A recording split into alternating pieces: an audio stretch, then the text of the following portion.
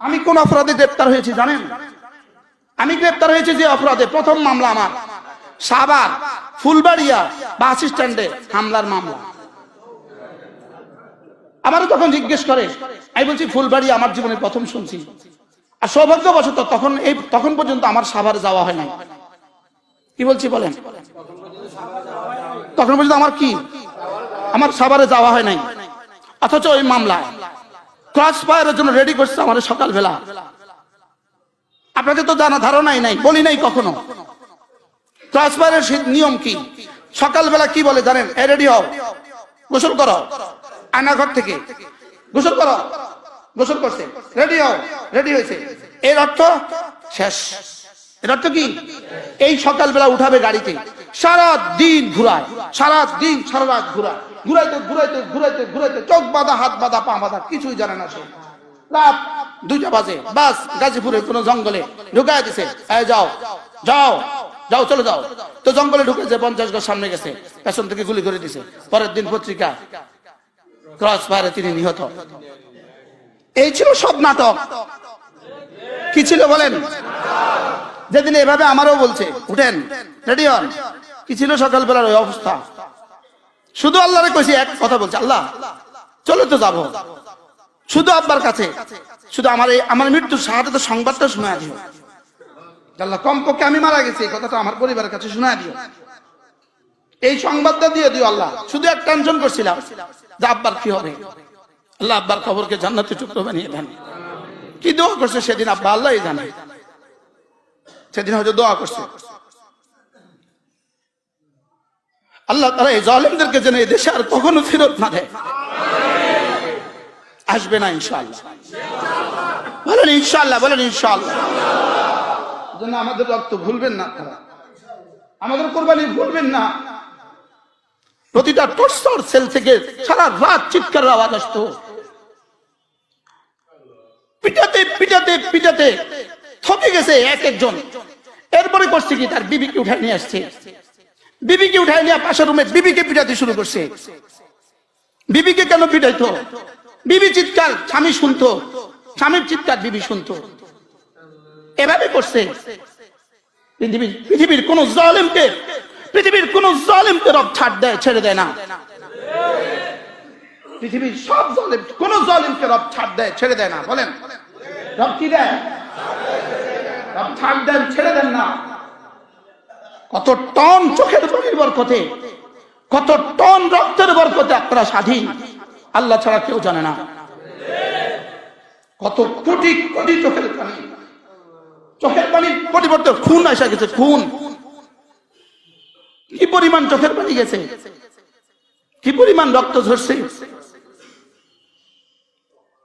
লক্ষ্মীপুরের একটা ছেলে ছাত্রদল করতো, ওই ঈদের নামাজের মাঠে আমরা দেখেছি। লক্ষ্মীপুরের ছেলে, সে লক্ষ্মীপুরের ছেলে। হুজুর আপনি না লক্ষ্মীপুর? জি লক্ষ্মীপুর। ও বলতেছে হুজুর লুঙ্গি দুটা ছিঁড়ে গেছে হুজুর, লজ্জা নেবেন অনেক কিছু নাই হুজুর, কোনো কাউকে সাক্ষাৎ দেয় না, সুযোগ থাকলে আমার একটা লুঙ্গি দিবেন। ওই দিন নামাজের মাঠে ঝর ঝর করে কাঁদতেছিল। কত শত নির্যাতনের পরে রব্বে কারীম আমাদেরকে কিছুটা কথা বলার সুযোগ দিয়েছেন। কি ভাই, কি পরিমাণ নির্যাতন! পুরো রমজান মাস প্রতিদিন যে ভাত, কি করব, প্রতিদিনের ভাত হাত দেওয়ার আগে গোবর যেমন এমন, পচা চাল, মুখে লোক পাতলার কোন ব্যবস্থা আছে? পাতাল যেটা ইন্ডিয়া ফেলে দিছে নদীতে, সেটা তুলে নিয়ে আসছে, পচা দুর্গন্ধ চাল। বুঝেন না? এটা দিয়া সেহরি খাও। সেহরি খানাটা দিছে কখন? 2টা বাজে, দিনের 2টা বাজে। বুঝেন না? এতগুলো মানুষ জোহরের পরে খানা দিয়ে দেয়, খাও কখন? খাও সেহরির সময়। এবার বলেন ওই পচা ভাতের কি অবস্থা? বলেন কান্নাটা কেমন আসছে? তরকারিও পচে গেছে, ফ্রিজ আছে রুমে, তরকারিও পচে গেছে, ভাতও পচে গেছে। সেহরি খাও, খাও সেহরি। তরকারি কি? প্রতিদিন মাইরা, মাইরা ছিলেন নি? কারণ এই না হাজার হাজার একর জায়গাতে শুধু মাইরা করা আছে, এত মোটা মোটা ডাটা। এটারে এমনি কুচি কুচি কুচি করে ছিলছে নি, মাছ দিছে নি, মুরগি দিছে নি, আর তেল দিছে নি, কিছুই দেয় নাই, শুধু সিদ্ধ করে পাঠাই দিছে। এবার বুধবারে অ্যামনেস্টি ইন্টারন্যাশনাল আসবে, বুধবার বৃহস্পতিবারে অমুক আসবে, লিখে দিতে হবে মুরগি, লিখে দিতে হবে খাসি। বুঝেন নাই কিছু, কি করতে হবে? লিখতে হবে কি? দুই একটা আছে না একটু টেরর টুরুর, লিখবো না, বলবা খবর আছে কিন্তু, ব্যাস একজনে বলে দিছে এটা দেয় নাই, তারা চলে গেছে, তারে বাইন্দা ফিরা শুরু। এটা দেখে পরবার তার কে বলে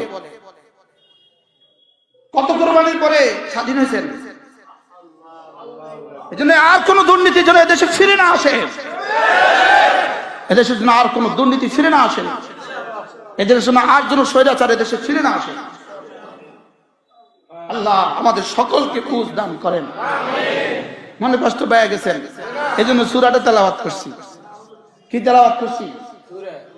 একটা সূরা তোদের সামনে তেলাওয়াত করছি, ওয়াল ফজর ওয়াল ফজর ওয়া লায়ালিন আশর ওয়াশ শাফঈ ওয়াল ওয়াতর। 10 রাতের কসম খেয়েছেন। ওয়াশ শাফঈ ওয়াল ওয়াতর, জোড় বস্তুর কসম খেয়েছেন। ওয়াল ওয়াতর, বেজোড়ের কসম খেয়েছেন। আল্লাহ শুধু বেজোড়, আর সারা পৃথিবীর সবকিছু জোড়া জোড়া। মানুষ, কবুতর, গরু, ছাগল, খালাকনাকুম আজওয়াজা।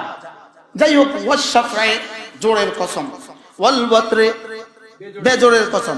আর যদি ধরি জোড় বেজোড় সংখ্যা, তাহলে জোড় বেজোড় সংখ্যার কসম।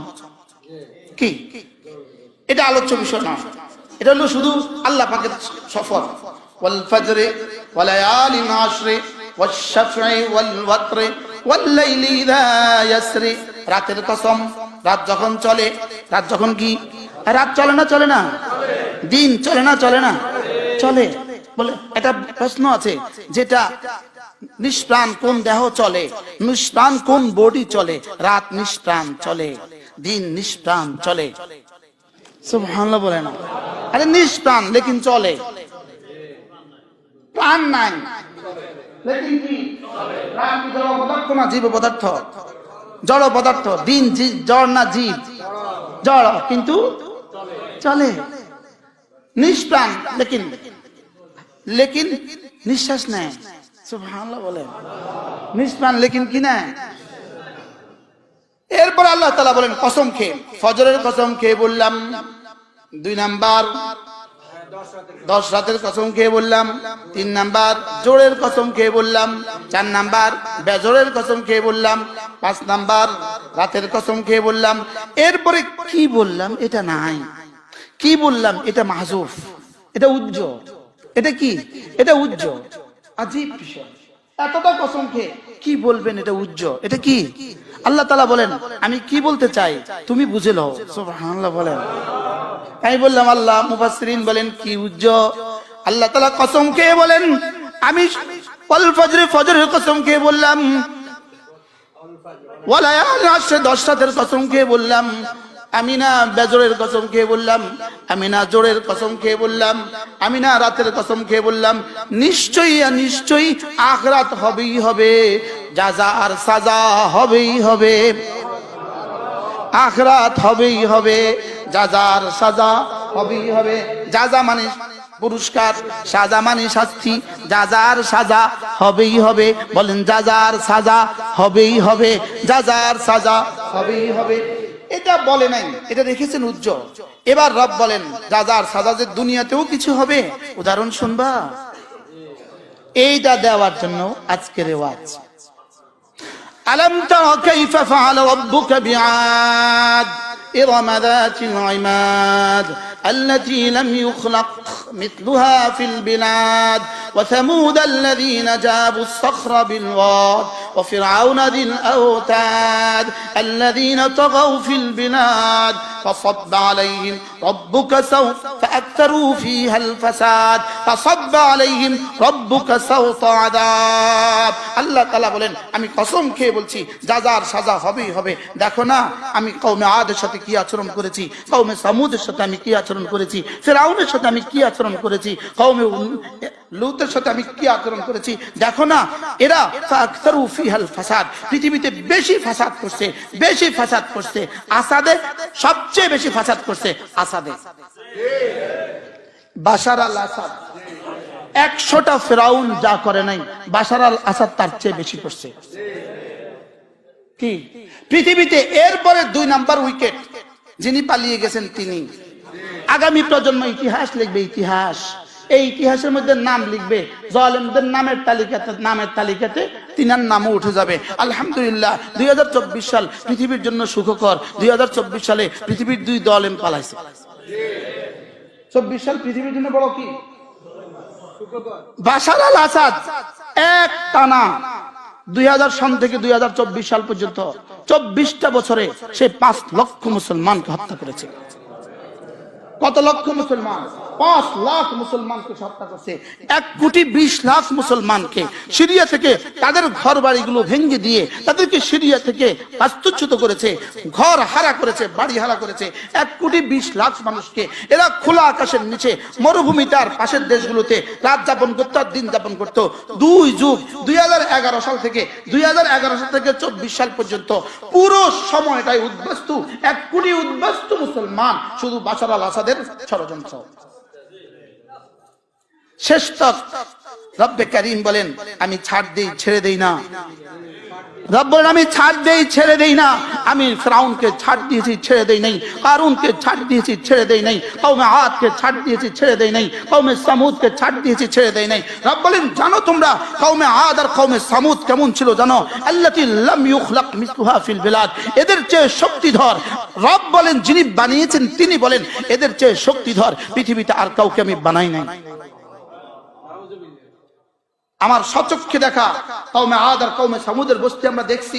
কওমে আদ আর কওমে সামুদের বস্তি কত চূড়া পাহাড়, ওই পাহাড়ের চূড়ায় এরা পাহাড় গর্ত করে বাড়ি বানাইতো। কওমে সামুদ জাবু সাখরা বিল ওয়াদ, এরা পাহাড়ের চূড়ায় কি করতে বলেন? গর্ত করে বাড়ি বানাইতো। পাহাড়ের চূড়ায় গর্ত করে কি বানাইতো? বাড়ি বানাইতো। আমি আর আমার মাদ্রাসার মোতাওয়াল্লি উনি ড্রাইভ করছিলেন, আমরা এই শহর দিয়া যাচ্ছিলাম। এমন সময় আমি বলছিলাম এই যে দেখেন ঘরের দৃশ্য, পুরো ঘরের দৃশ্য, পাহাড়ের ভিতরে ভিতরে গুটি যাবো সাখরা বিল ওয়াদ, পাহাড় কেটে কেটে তারা ঘর বানাতো। তো এমন সময় উনি নেটে সার্চ দিছে, আর নেটে এই ঘরের দৃশ্যগুলো চলে আসলো, এই ঘরের দৃশ্যগুলো চলে আসলো, এর সাথে কোরআনের আয়াতগুলো ভেসে বেড়ালো, এর সাথে তরজমাগুলো আসলো। আমি কি আল্লাহ তুমি এখানেই আমার এটা দিয়ে দিলে?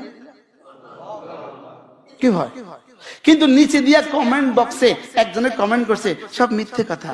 আমি কি আল্লাহ এই জায়গাতে পয়সা এই সত্য দৃশ্য দেখতেছি আর ও মিথ্যা লিখতেছে, আসলে মধ্যে দেখা যাবে সত্য কোনটা মিথ্যা কোনটা।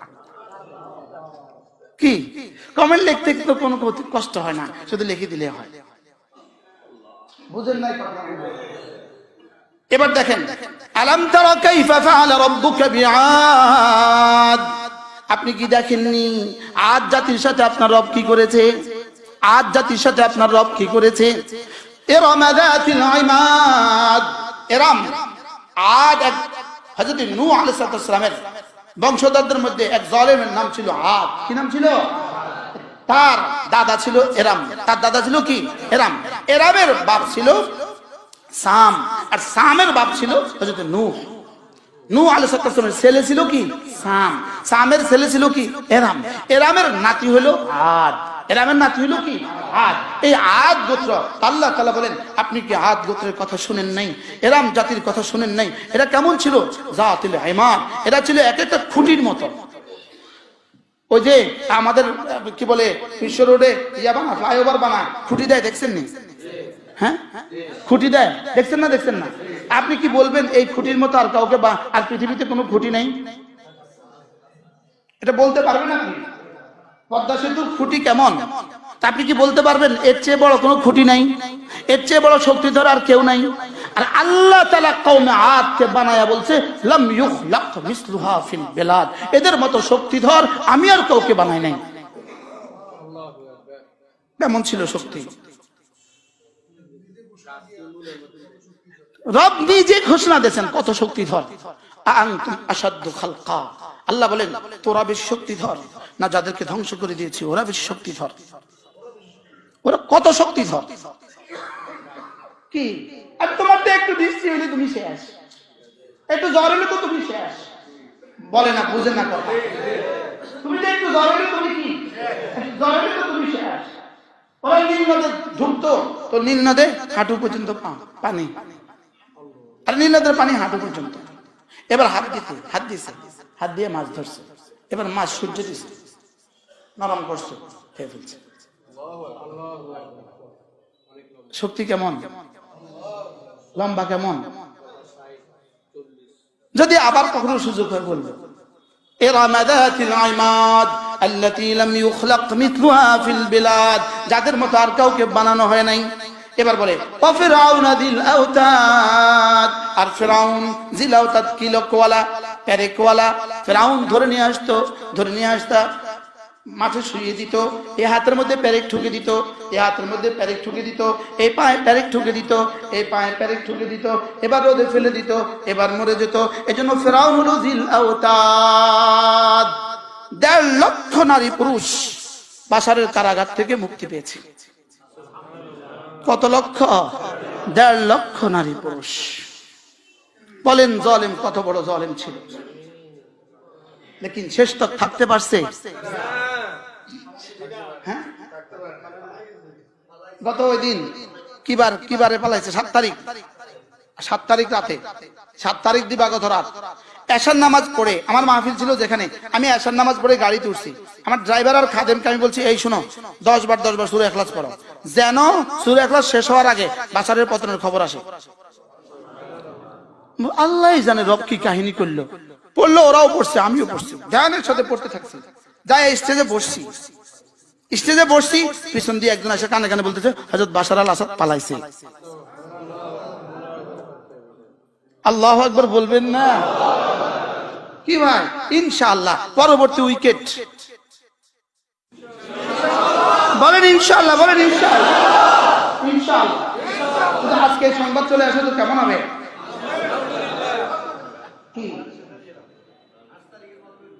ইনশাআল্লাহ পৃথিবীতে আরেক ইতিহাস, এই সিরিয়া, সেই সিরিয়ার সংবাদ, সিরিয়ার সম্পর্কে রাসূলের হাজারো ভবিষ্যৎবাণী আছে। ইমাম হযরত ঈসা আলাইহিস সালাম ফিলিস্তিনে বাইতুল মুকাদ্দাসে নামবেন, আর হযরত ইমাম মাহদী আলাইহিস সালাম সিরিয়ার কাফেলা নিয়ে ইস্তেকবালে রেডি হবেন, আর সিরিয়ার দামেস্কে হযরত মাহদীর সাথে হযরত ঈসার মুসাফা হবে।